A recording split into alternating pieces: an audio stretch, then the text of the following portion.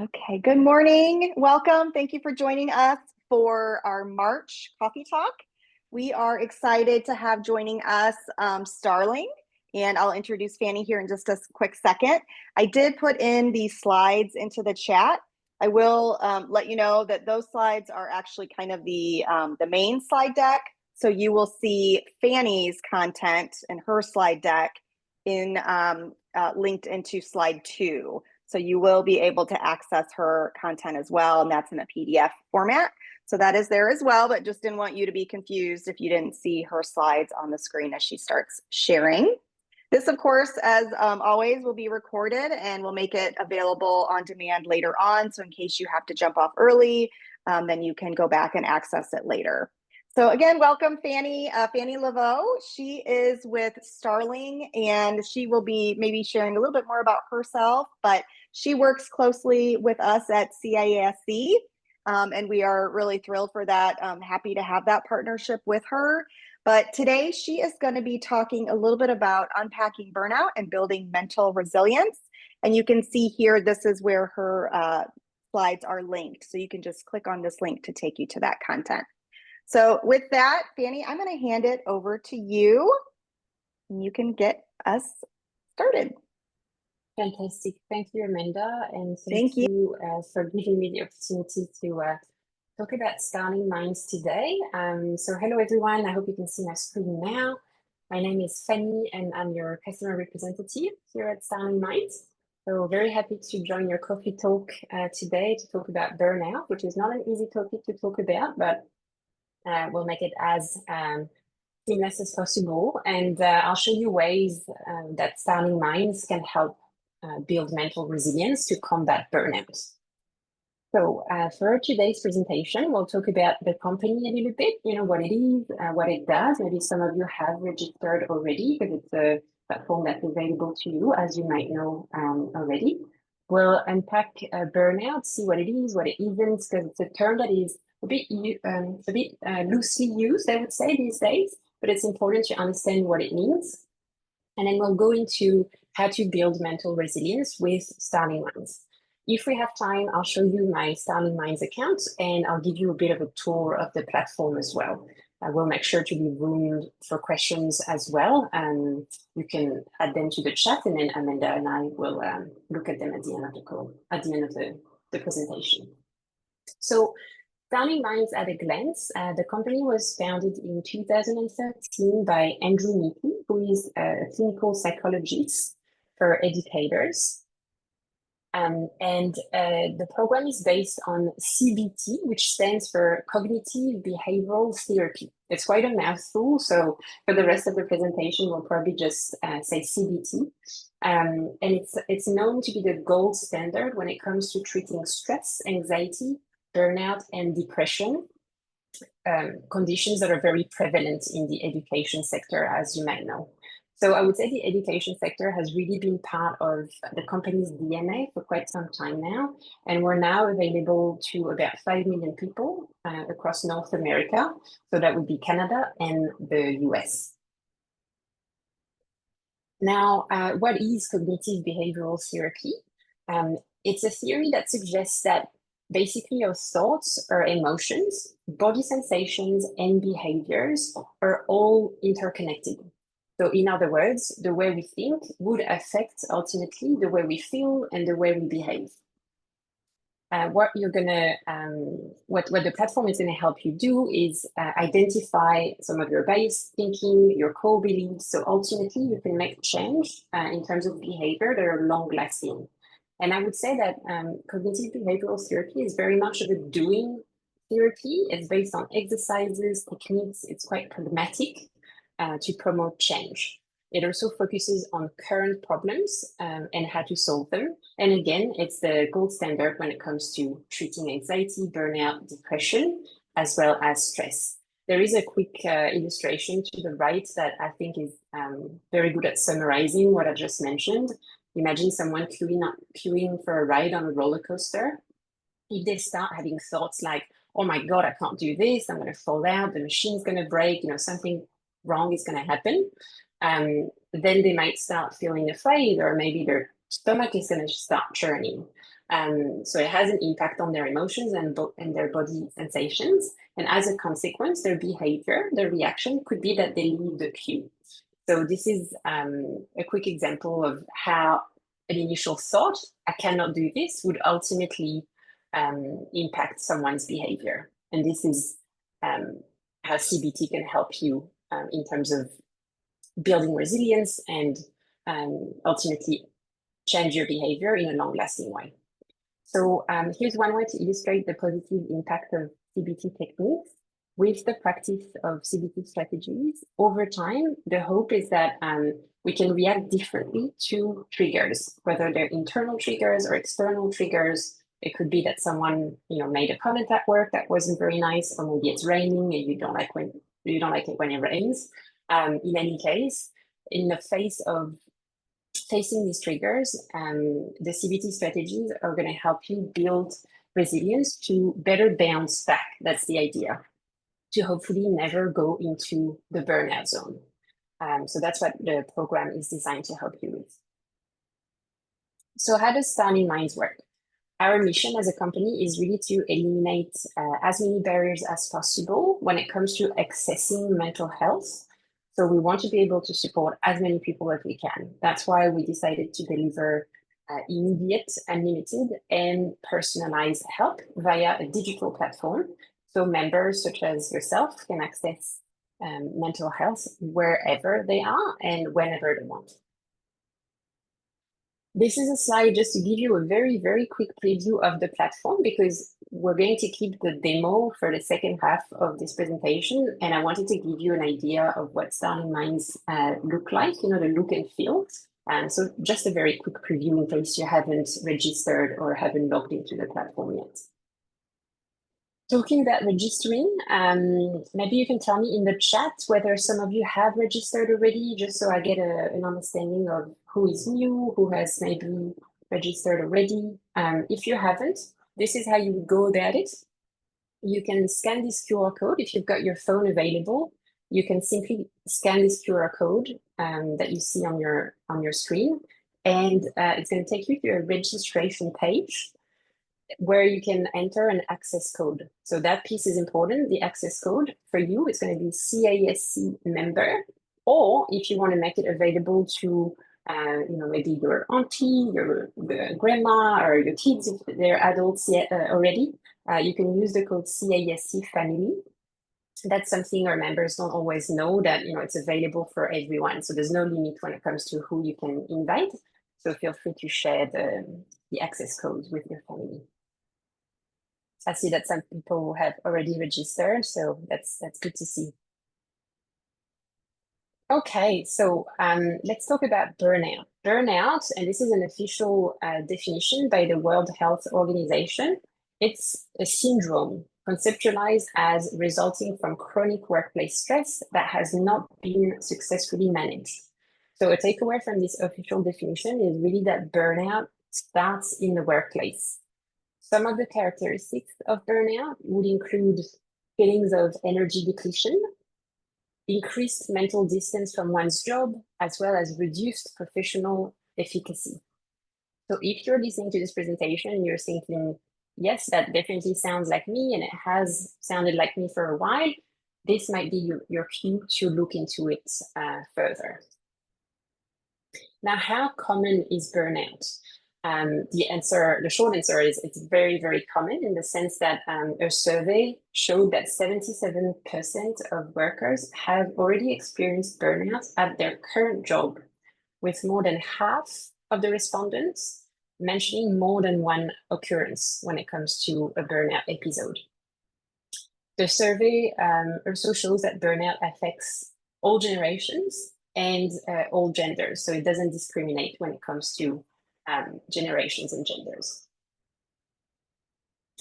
So as you understand by now, burnout is definitely all too common. There are certain identifiable patterns in the burnout experience that we can all be more vigilant about. So let's go through some of them so that we can work on being more attentive, when when looking at our daily life and try and identify whether these patterns are something that affect us or not. So challenges setting boundaries. Some of us may tend to be people pleasers, or maybe we have trouble saying no. Overachieving and overextension, that would be having unreasonable expectations for ourselves and not being able to communicate that we are already stretched thin and maybe accepting even more work, for example. Lack of recognition or appreciation. That's when we feel that the effort that we put in some requests isn't reciprocated or sometimes not even noticed. Finally, strained relationships. That's when we're more prone to irritability and impatience and have more negative or maybe resentful feelings towards others. That could be at home or it could be in the workplace as well. So all these are elements to watch out for. If you find yourself ticking all these boxes and you have been in a situation for months or maybe years, again, it might be time to look after yourselves more. So burnout is a unique experience. Everyone, goes through it in a different way, but here's what it could look like for someone that we will call Sally. She works in the education sector. So first, life is fairly challenging for Sally, but it remains manageable. Then what would tend to happen is that a first major stressor arises at work. In this case, it could be a revamp of the high school diploma, which is going to be very stressful for Sally. Then additional stresses would tend to arise on a personal level. So think about, maybe a minor health issue, maybe strained relationships. And then that would lead Sally to fall behind at work and feel very depleted. Ultimately, Sally ends up in a state of professional dissatisfaction, we'll call it, or disillusionment, and she's entering the burnout zone. So one thing to keep in mind here is that, I don't want to alert everyone, like this doesn't happen in terms of days or even weeks. It's really a matter of months or sometimes years. We all have good days, bad days. It doesn't mean you're going through a burnout experience, but if you have been experiencing this sort of symptoms, I would say, for months or years, it might be your cue to look into it. And just so you know, many educators actually struggle for between 6 to 10 years before going on disability leave, which is quite a long time. So this is why taking care of your mental health with tools such as Starting Minds or, whatever is available to you is so crucial. Now, let's talk a little bit about what burnout isn't, because as I said, burnout is used a little bit loosely sometimes. So let's take a moment to understand what it isn't. It isn't a mental illness. It isn't a medical diagnosis. And as a consequence, it makes it hard to recognize in yourself and also to explain to others because it's not a disease that you can say you have, or it's a syndrome, as we saw earlier on, and it's very unique from person to person. We all have different thresholds. We all have different needs. So ultimately, there's no easy fix for burnout because there is no standard treatment plan. So you might wonder, what do we do? If it's not a medical diagnosis and there's no standard treatment plan, what do we do? So this is where building mental resilience, taking care of your mental fitness becomes key because it's going to be crucial when it comes to combating burnout. So we'll see how Starting Minds can help you build mental resilience. What is resilience to start with? It's the capacity to adapt or recover in the face of adversity, just generally speaking, but adversity could be trauma, could be overwhelming stress, health issues, etc. So resilience is not about someone needing to toughen up. It's really just developing that capacity to adapt in the face of adversity. In terms of what it looks like, it's very rarely a straight path. It looks a bit more like this. with stressors and triggers and disruptions. Because the idea is not for us to eliminate the stressors or the triggers. It's just not realistic to aim at having no disruption in your life, right? So the idea is to build resilience so that after every stressor, every trigger, every disruption, you manage to bounce back, show up for yourself, and continue to move forward. So there are certain pillars that I would want to go through with you. 4 pillars of resilience that Starling Minds can actually help you with, namely self-awareness, mindfulness, openness, and the sense of community. So let's start with self-awareness. Becoming self-aware to me is really stepping out of autopilot. You'll notice that our patterns of thinking and behaving tend to be very much unconscious. And so we're accustomed to leaning on our autopilot feature. And as a result, we tend to move through life in a way that sort of hinders our ability to feel and process. So the first step towards self-awareness is to identify automatic stress responses. This is really the first step. These automatic stress responses, they're not good or bad per se, they're just what you've developed over time to cope with your stress. So some examples here would be that when I'm stressed, I can tend to clench my jaw, maybe I fidget, maybe I've got thoughts such as, I'm not going to manage. Another example could be if I'm sad, well, I tend to isolate myself. I eat, even though I'm not hungry. And I can also have thoughts such as, I'm a loser. So self-awareness is all about knowing yourself and how you function as a human being. And again, these responses are automatic, but they're not good or bad. It's just a matter of observing how you function as a way to regain some control over these thoughts and behaviors. So how does Starling Minds help you with self-awareness? We have a tool called the Mood Tracker, which allows you to log your feelings and your emotions and track them over time. You'll be asked to rate the intensity of your mood and to log the trigger that caused the mood or the emotions. So, for example, you might realize that over the month of March, you've logged the feeling of anger, let's say 20 times. And if you look at all the triggers that created this anger, you might be able to establish a pattern, which will be helpful when managing your moods. We also have a module called Understanding Your Moods that takes about 15 to 20 minutes to complete if you want to go even deeper. We also have a tool called the Thought Balancer, which is going to help you create more balanced positions. So, sometimes I'll talk for myself. Maybe I'm having a bad day. Maybe I'm having self-deprecating thoughts. I like using this tool to help me rebalance my view of my experience.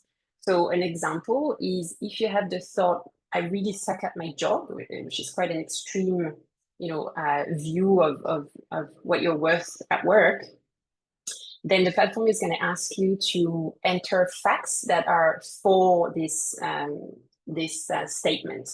For example, it's true that I made a mistake at work today. That's an objective fact. I made a mistake.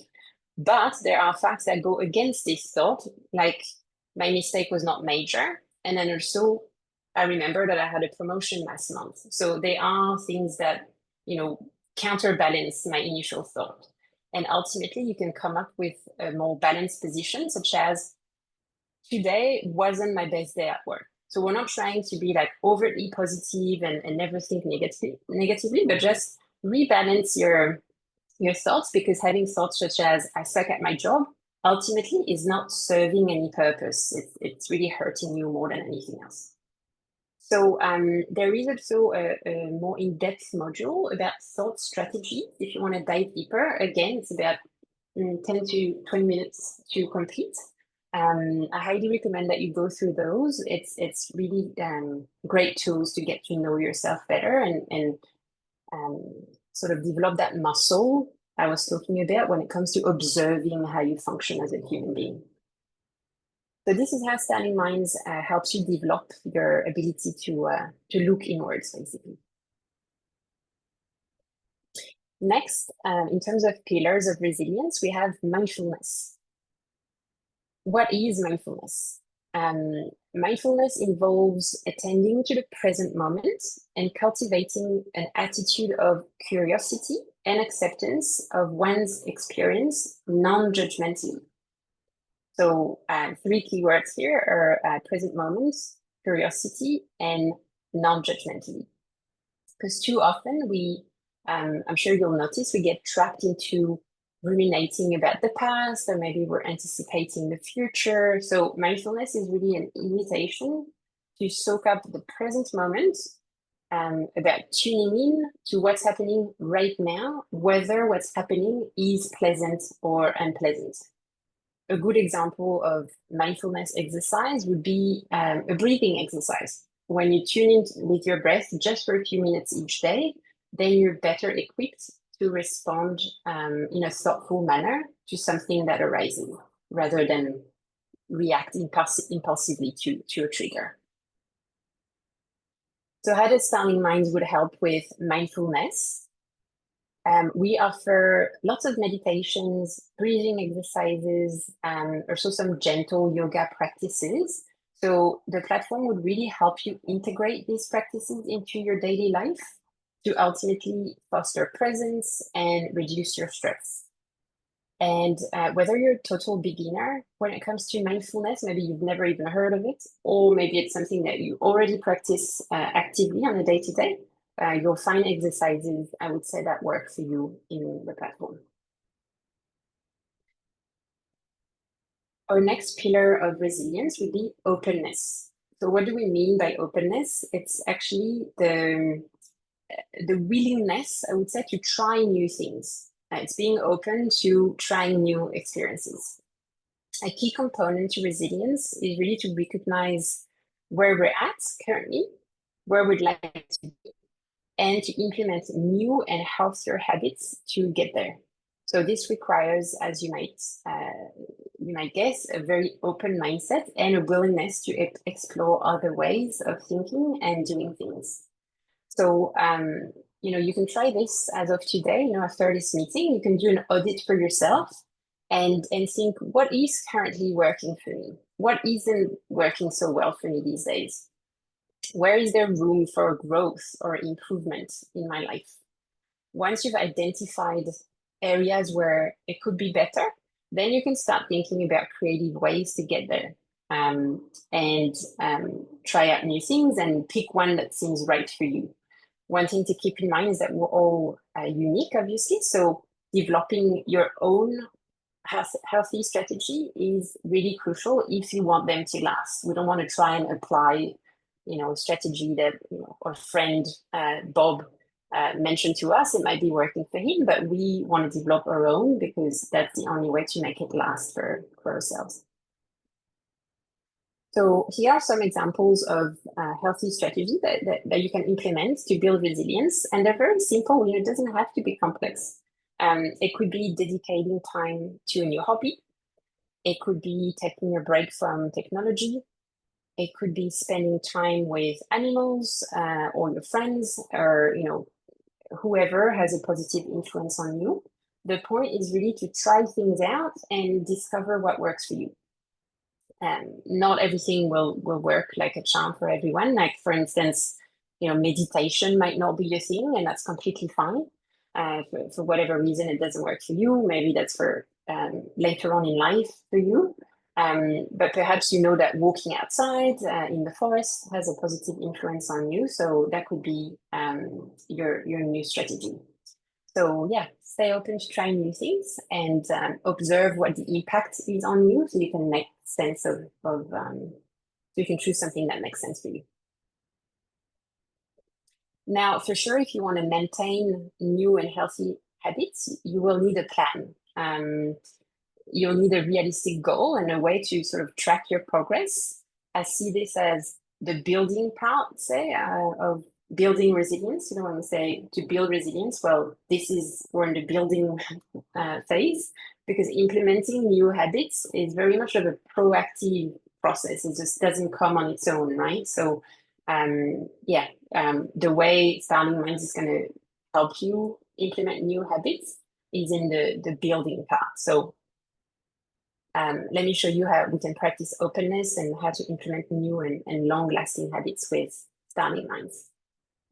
The tool that will be helpful regarding this pillar is the goal tracker, I would think, because it will help you when it comes to getting out of your comfort zone. You will be able to log certain goals in the platform and set yourself reminders to keep yourself accountable. Remember, it's okay if you don't manage to complete your goals. At least, if you have logged them into the platform, then you can reflect on them. Just that could be a good exercise. How come I didn't reach my goal? Is it that it wasn't realistic? Maybe I set myself a goal of like running 2 hours every day. Yeah, that was a bit much. What mood was I in when I chose not to complete my goal? Or is it actually the right goal for me? So whether you manage to complete your goal or not, there is always room to reflect and improve from there. And if you do manage to complete your goals, well, it can be a good opportunity to celebrate as well. The idea is really to start small and progressively make long-lasting changes. Finally, our last pillar would be the sense of community. Whether we like it or not, we are social beings, and we're really wired for connection. So in terms of resilience, connection and the sense of community are really helpful because it reminds us that we are not alone in our struggles. Often when we go through a burnout experience or maybe a depression or something else, we feel like it's only happening to us and we're the only ones in the world to suffer that much. So connecting to others can have a very powerful impact in the sense that we realize that human beings have shared experiences. And it can be very challenging to ask for help or support because, the way society works today, we're sort of conditioned to think that if we ask for help, then we're weak, which is sad. But often when we do ask for help, we realize that our peers are so glad to be offered the opportunity to help. So to sum it up, social connections are really crucial because when we're supported, we are better able to cope in the face of adversity. Now, how does Starting Minds help with the sense of community? So we offer a safe community within the platform where members can actually discuss certain topics such as stress, grief, burnout, and many more. Really, you can, post about anything you would like. When posting in the community, one thing to bear in mind is that it's completely anonymous. So you'll be given a code name. It's a bird name, actually. This person here is called Silver Turnstone. This way you don't have to fear that your coworkers might know what you're going through, or like you don't have to share your identity if you don't want to. So you can post, react to someone else's posts, and just find like-minded people to interact with, because most people in the community are in the education sector as well, so they would very much relate to what you're going through.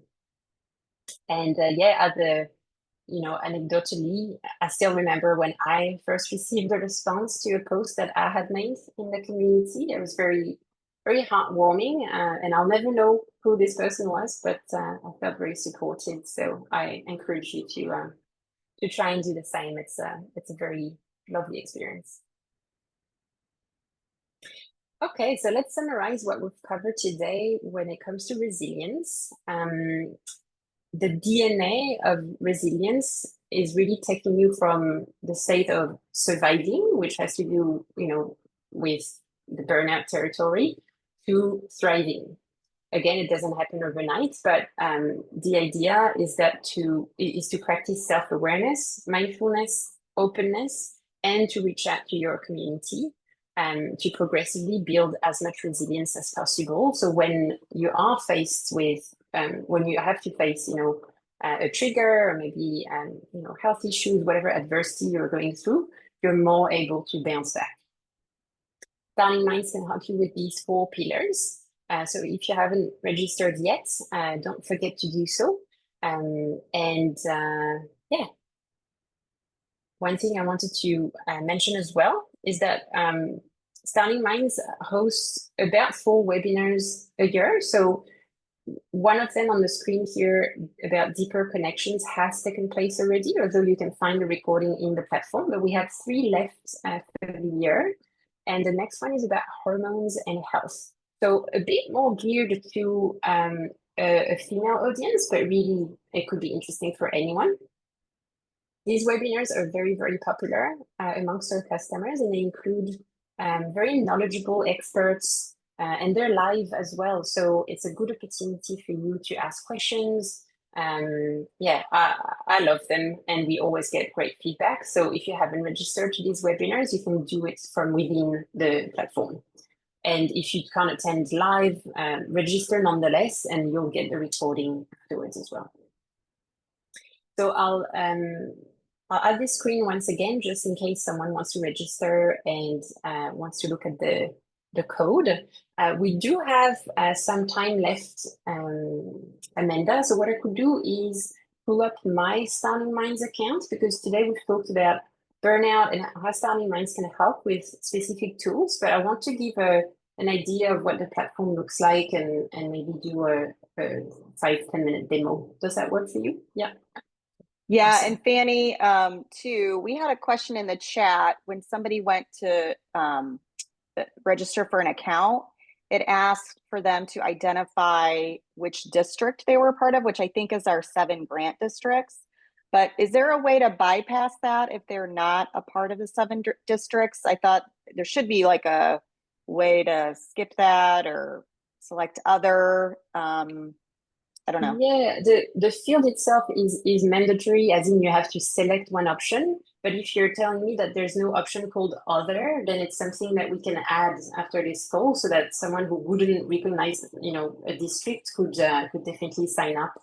Yeah, Okay. it's doable. Okay, thanks. Perfect.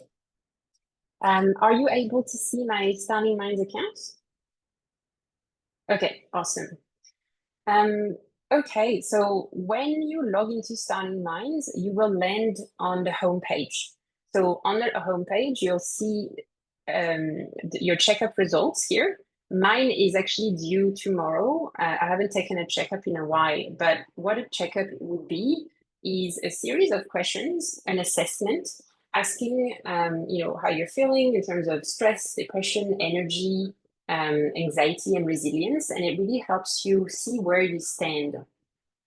From having taken a checkup, then the platform can recommend some content for you. So let's say I rate very high on anxiety.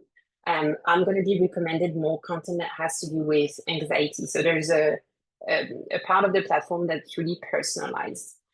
So here, if I scroll down, for example, this module was recommended to me a while ago. I had started on it, but I haven't quite finished. So I'm asked to continue the module. And then I have some recommendations here that have to do with fire breathing. And this one is another breathing exercise.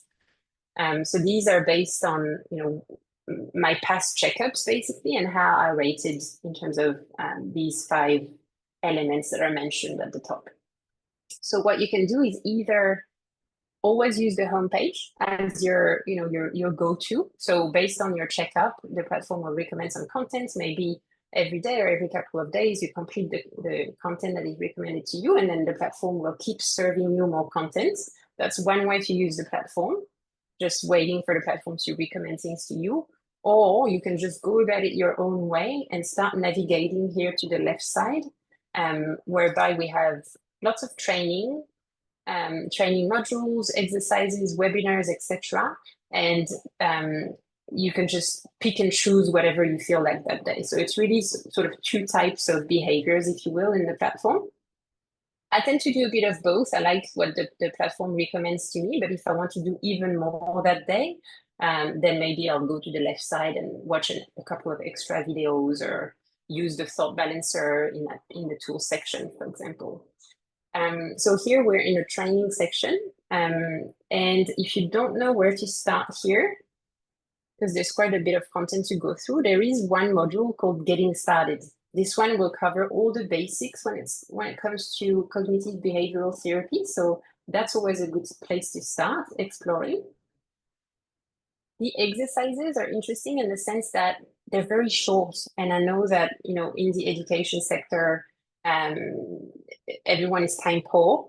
So if you only have, you know, 2 to 5 minutes a day to dedicate to an exercise, you can come straight to this section and find maybe, you know, a stress relief exercise or something that will energize you. So you don't need to spend an hour on a platform every day. You know, it could be 2 to 5 minutes, and yeah, it could still be efficient. Then we've got our webinars. So you can see that the next one is hormones and health, but you've got all the past events. I went through the one about grief because last year I lost someone, and I must say, even though I had a lot of information on grief already, this one was very informative. I think it was actually a 6-part webinar. So really a lot of content in here for you to go through. And again, for every webinar, we have experts on the topic. So they're very insightful, I find. The videos here I like as well in the sense that, you know, for visual learners, sometimes it makes more sense to explain a concept with images. So I find for me the CBT concepts will stick better if I watch a video. Plus, they're quite nice to watch. There's often a little bird, a little starling that is depicted in our video. And I find them quite entertaining. So, you know, mental health can be fun as well. And then our tools. This is where you're going to find the goal setter I was telling you about, the thought balancer. We talked about the mood tracker as well. We didn't cover the journal, but if you're into journaling, that's an area you can explore as well. And finally, the community. So I was telling you that you can join certain conversations, you know, on specific topics like loneliness, maybe stress and burnout, or if, you know, you just want to share the fact that you're not doing too well, or it's more of a general topic, then you can choose a conversation that's a bit more generic, like general anxiety, for example. And I'll just show you a few comments. You'll see here that no one is, you know, identified as Bob or Sally. It's Purple Hummingbird, Dusty Finch. So when you register, you'll see that you'll enter your name, and then the platform will say, choose your code name, and you can generate a code name that sounds appealing to you. Finally, the favorite section. This one I like to use when I like certain videos. So you can favorite. Let me just show you how. If I go back to the videos, let's say I'm going into mental fitness strategies. So these ones I had starred already. I think the third one I haven't. Yeah, so I could just click on this little star here to say, okay, I like this video. I want to come back to it later and rewatch it. And this would appear in your favorites here. So that's pretty much all there is to it. It's a very self-explanatory platform, so I'm not too worried. I'm sure you'll navigate it perfectly. You'll see the tone of the platform, you know, it's quite soothing, the color tone, I mean, but also the way, you know, the voices that are used in the videos, the text that you'll read is quite empathetic, quite compassionate. So I always have a good time in the platform. I don't spend too much time in it, but I find that going in there regularly, you know, once every like 2-3 days for 5-10 minutes, it really helps my mental health, even though I'm not going through burnout at the moment. So I'll stop here. I don't know if we had questions in the chat, Amanda. Yes, I think we've been answering them. Somebody asked if there was an app, and there is. Is that a newer feature, that Starling has? I don't remember that when we first started working with you all, but maybe. Yeah, so I think when you started, the app didn't exist. It would have been launched last year in May, if I'm not mistaken. Yeah, So yeah, yeah, definitely that's what I use personally because once you download the app, you can get notifications. You know, if someone yes, replies to a comment that you've made, you'll know. If your checkup is due, then you'll get a notification as well. And obviously, you can always change your settings to get more or less notifications. But great idea. Yeah, I highly recommend the app. Mhm. yeah, yeah, because everybody has their phone, right? Usually right there. So good Yeah. reminder. Stephanie, I'm not finding the app in the Apple store. I actually just found it. Is Um, Stephanie in Canada? Because I don't, you're not traveling, Stephanie, are you? Because it is only available in when you're in Canada or the States. No, I'm here. hmm. Yeah, I just put in Starling in the search and Try, I don't see anything coming up. try Do Starling Starling Mines. Mines. Yeah, Yeah. do Starling Mines, and it should pop up for you. And it has the little, their blue heart logo. Ah, Um, found it. Okay, thank you. good. Perfect. All right. You're off to the races, Stephanie. That's right. Um, okay, I'm going to share my screen here. If you have questions, I'm going to start closing us out here with these next few slides, but please feel free to um, put your question in the chat. We had the question about the district, so making sure that people can register without having to select one of those districts. Um, if you could check into that, Fanny, and follow up. I can even in my follow-up email to registrants, I can include information about that if that's been updated or Yeah, so that's for Rebecca, right? I see your question, Rebecca. So you're from a specific district, but it's not that's on the list. Is that the, we okay. should But we should only have in the system the 7 districts that are grant recipients because we have a different agreement with you all with the grant districts. So those are the only 7 districts that should be in there. And then yeah, like you said, there should just be like an other selection. Yeah, I would say don't select one of those districts because that's for a grant that we have. So we need to kind of keep track of the number specifically from those grant districts. So I would hold off until there is another option, which I haven't heard of this before. So I wonder how other people. It makes me wonder if other people maybe selected one of the 7 yeah, I'm not districts. I'm sure. not sure. Yeah, but yeah, no, that's a good question. So Rebecca, sorry about that. You'll have to wait for another extra day or two while we sort this out. Just curious though, how did you hear about Starling Minds? Was it through Amanda because you're a counselor in the MSD Decatur Township? Is that how?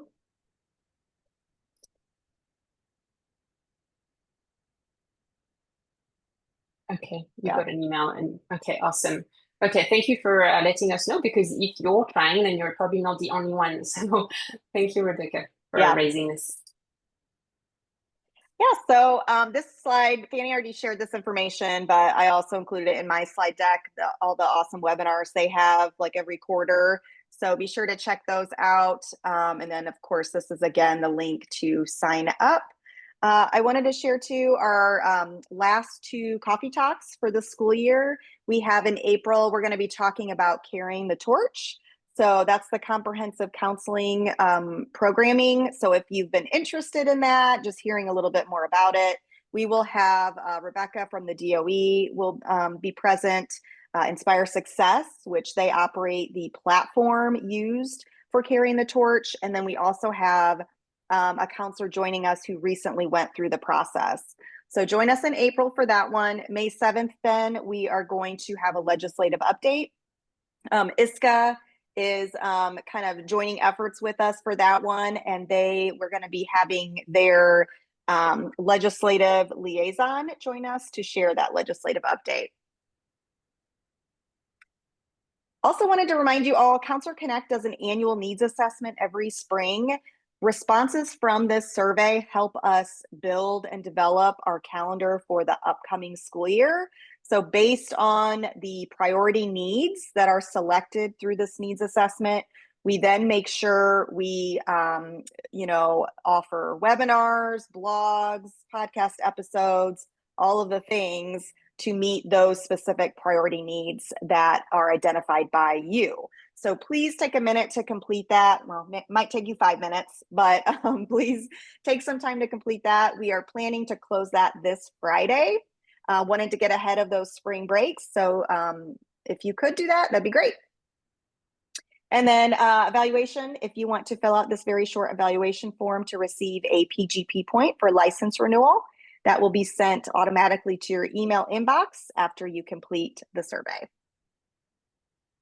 And then finally, some other upcoming events we have through May. A lot of different webinars planned, including the diploma series. So if you're a high school counselor, you may want to take a look at that. We've had 2 sessions already, but we have 2 more coming up in April. And that's all we have for today. Do we have any other? I'm not seeing any other questions in the chat. So I will follow up with an email to you all and include any updates regarding the district question in the platform. All right. Thank you, Fanny, again for joining us and sharing. We appreciate you, and everyone else have a wonderful rest of your day.